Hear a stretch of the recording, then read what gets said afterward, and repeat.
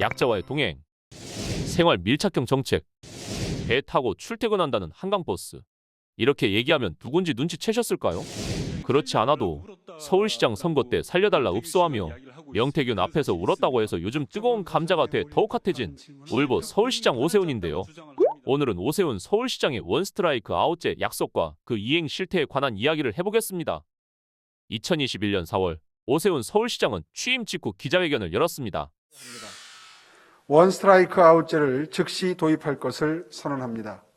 성희롱, 성폭력 피해자 보호를 위해서 2차 피해가 가해질 경우에도 한치의 관용조차 없을 것임을 약속드리겠습니다. 이는 박원순 전 시장의 성비위 사건을 계기로 서울시에서 성희롱 성폭력이 발생하면 가해자를 단 한 번의 기회도 주지 않고 즉각 퇴출하겠다는 약속이었습니다. 그러나 이 약속은 실제 사건에서 지켜지지 않았습니다. 2020년부터 2021년까지 종로구청의 한 부구청장은 비서실의 8급 여성 공무원에게 지속적인 성희롱을 했습니다. 피해자는 8급 공무원으로서 2020년 7월부터 2021년 10월까지 A구청 부구청장실 비서실에 근무하며 성희롱 및 추행 피해를 경험함. 피해자의 네일아트를 언급하며 4차례 손과 손톱을 만지고 2021년 7월과 8월 운동이 많이 되는 춤을 보여주겠다면서 여성의 신체가 강조되는 영상을 피해자의 동의 없이 여러 차례 보여줌. 본인이 20대에 선교사 교육을 받으며 교회에서 살아서 제대로 놀아보지 못했다면서 다시 그때로 돌아가면 여자도 많이 만나보고 섹스도 많이 해볼 거야. 섹스 많이 못 해봐서 후회돼. 섹스를 많이 해봐야 돼 라고 말함. 피해자는 당시 20대의 8급 공무원이고 행위자는 50대의 3급 부구청장으로 지위의 차이가 매우 컸음.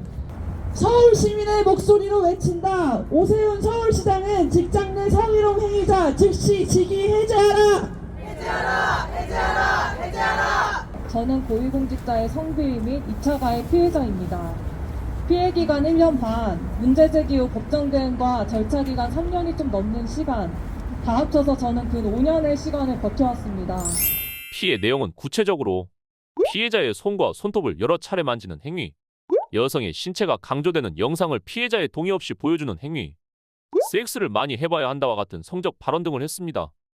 강 모프 구청장은 당시 구청장 권한대행으로서 막강한 권한을 가지고 있었고 이를 이용해 주변 직원들의 진술을 조작하기도 했습니다. 이제 자신의 집무실로 불러서 네. 수사기관에서의 그 수사 일정을 다 공유를 하고 네. 그리고 이제 사실확인서 작성을 지시했다.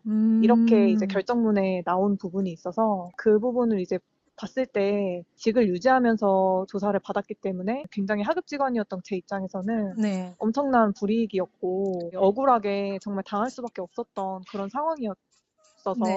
그 주요 참고인들을 회유하고 제 네. 진술을 오염시키고 그런 과정들이 6개월간 계속 지속이 되었던 상황이더라고요. 제가 누군가한테 듣기로는 이 1심 과정에서 이 강 부분부장이 주요 참고인이었던 총무팀장을 만나고 다닌다. 정확히 2024년 3월쯤에 제가 예. 그 이야기를 들어서 찾아가서 제가 직접 대놓고 물어봤어요. 2024년 3월에 당신 만나지 않았냐? 그랬더니 예. 만났다고 시인을 하더라고요. 근데 거기서 나는 이렇게 이야기를 한 적 없다고 사실확인서를 정정해서 작성을 해주셨고 그게 이제 2심에서 이제 증거로서 효력이 된 거죠.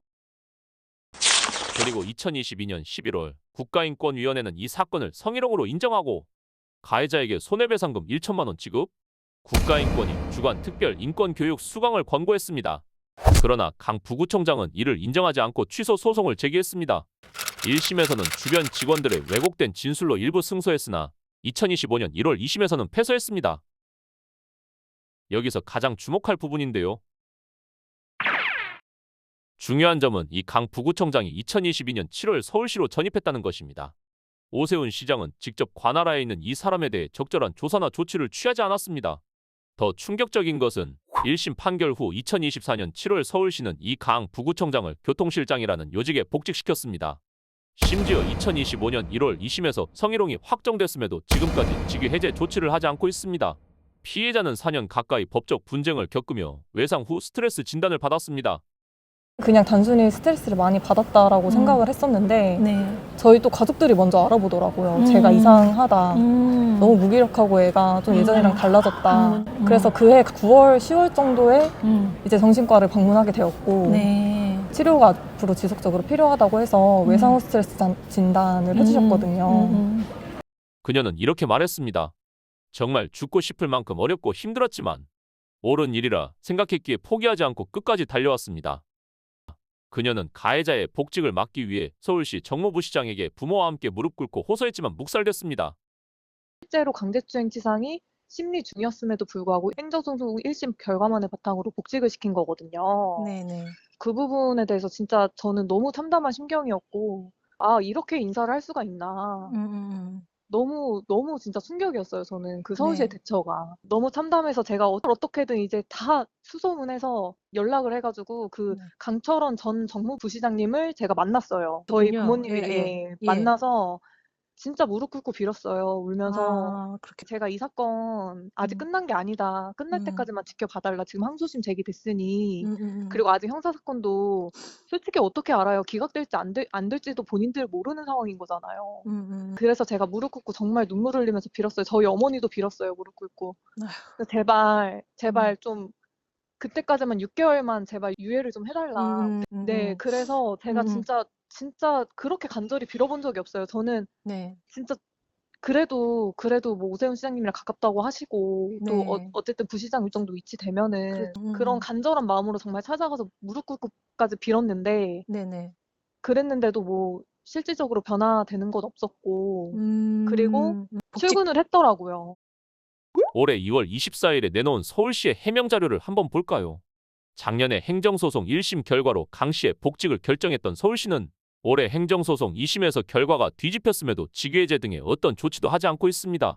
그러나 서울시 자체 매뉴얼에는 성희롱, 성폭력 행위자 인사 조치로 사실관계가 명확한 경우 행위자에게 즉시 직무배제 또는 직위해제가 규정되어 있습니다.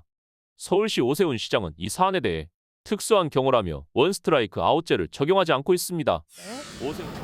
그때 박원순 네. 전 시장 사건 있으면서 저도 한 명의 서울시 직원이고 네. 여성이고 또 하급 노동자로서 시장님의 그런 비전이 굉장히 크고 올바르다고 생각을 많이 했었어요. 네. 오세훈의 원스트라이크제. 예, 그쵸. 예. 아웃제. 그리고 용기도 많이 얻었고요. 네. 그때는 이 사건이 일어나기 전이었지만. 그렇죠. 예.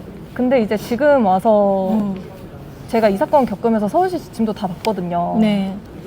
그 고의적이고 지속적인 성희롱은 반드시 파면이라고 지침에 나와 있고, 그리고 그 사실이 명확해졌을 시 직위해제다라는 게 스스로 세우신 지침에 나와 있어요. 그래서 네. 저는 가타부타 뭐 안 되는 걸 해달라고 하는 게 아니라 네. 당연히 스스로 약속하신 것 네. 그리고 스스로 세우신 그 지침을 네. 딱 지켜달라고 저는 말씀드리고 싶어요. 오세훈 시장이 2021년 선언한 성비위 원스트라이크 아웃제는 실제 사건에서 지켜지지 않았습니다. 이는 단순한 정치적 수사에 그쳤으며 실제로는 약자보다 고위 공직자를 보호하는 행태로 드러났습니다. 여러분은 오세훈 서울시장이 과연 약자와의 동행이라고 보이시나요?